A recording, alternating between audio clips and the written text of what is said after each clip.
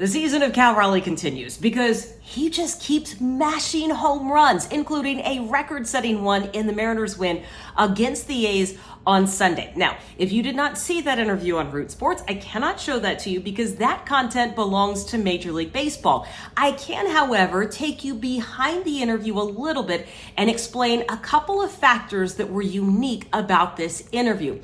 Starting with the fact that because this was a record-setting home run, no catcher in the history of baseball has hit more home runs in a single season than Cal Raleigh. That means that both the TV side, that's me, and the radio side, my friend Shannon Dreyer, both needed to talk to Cal as part of our walk-off interviews. When we do that, there's a couple of things I know are going to happen. Number one, I'm going to get Cal first because that's just how our timing on TV works. And I also know that those interviews need to be short, like even shorter than normal. I'm always on kind of a timeline in my head, but if he has to do 2 interviews and then get inside and celebrate with his teammates, well, you really have to be efficient in how you ask the questions.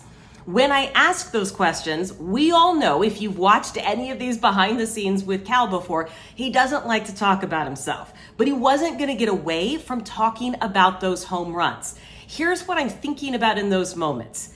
Everybody who was watching the television broadcast and who was in the building hearing this interview already knows the significance of those home runs. And so does Cal Raleigh. So I don't need to waste time in asking that part of the question. I'm just continuing the conversation. And I'm saying this more for folks who are maybe in sports broadcasting or they're in broadcasting classes.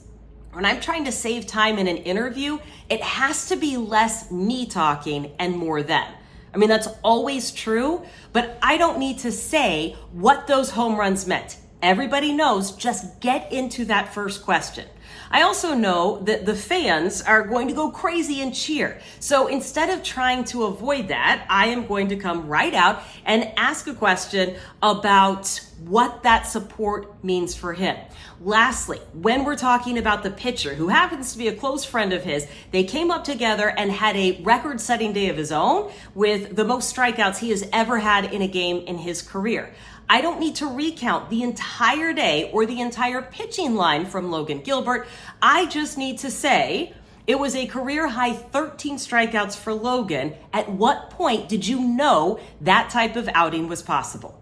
Cal gave a great answer about noticing that he was dialed in the bullpen before the game.